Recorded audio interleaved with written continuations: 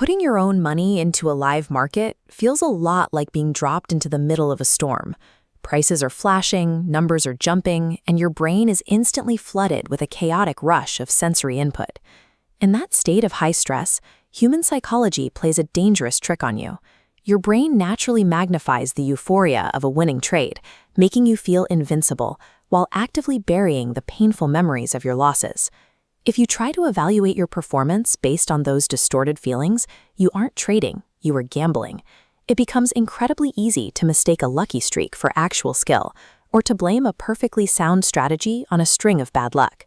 But there is a reason why nearly 80% of consistently profitable traders don't rely on gut feelings or secret indicators.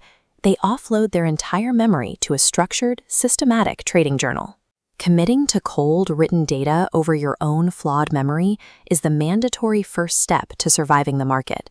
It is how you transition from an amateur gambler into a quantitative systems thinker. A professional journal serves as a rigid data pipeline designed to capture objective facts the second a trade is closed. Looking at this grid, the foundation starts with two basic temporal and asset fields: the exact date and time to help you spot schedule-based patterns, and the specific asset or pair so you can isolate your performance by instrument. Next, we log the mechanical execution. We record the trade direction, whether we went long or short, and the precise entry price, which reveals the true cost of spread and slippage out in the real world. Then comes the risk architecture. We track our stop loss, our take profit, and our exact position size. These numbers exist to mathematically enforce the strict rule of never risking more than 1 or 2% of your account on a single setup. Finally, we lock in the outcome.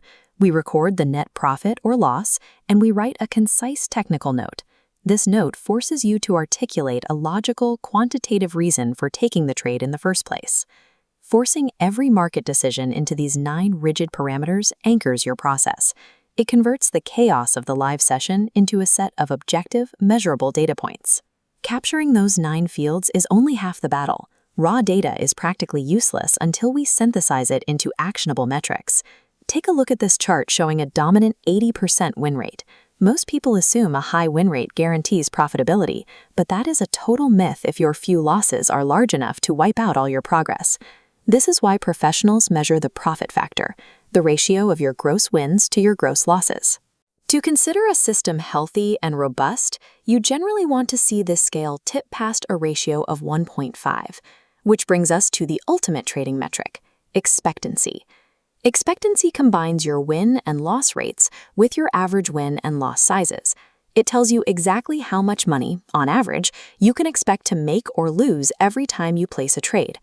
Achieving a positive expectancy provides the statistical evidence required to scale.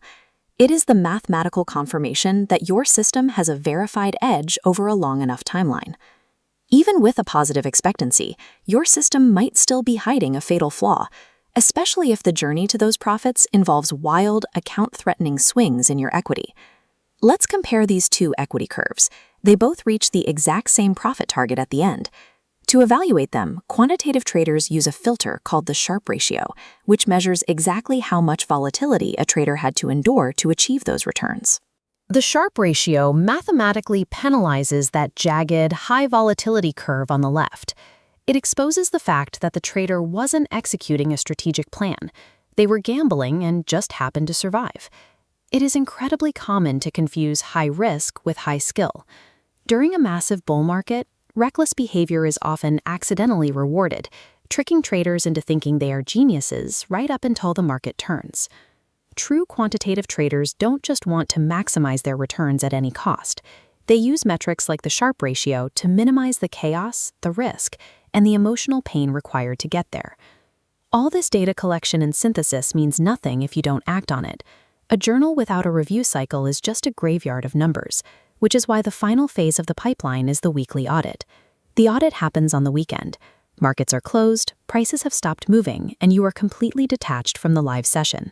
Looking at this equity trend line, the audit lets us isolate invisible behavioral leaks.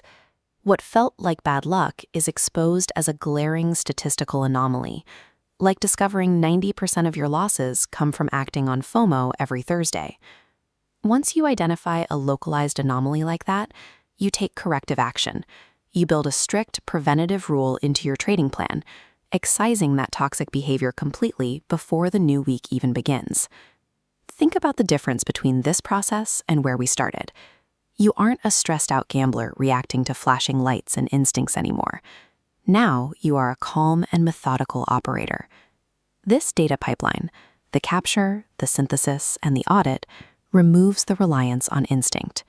You've built a mechanical framework prioritizing evidence, finalizing the transition into a professional quantitative trader.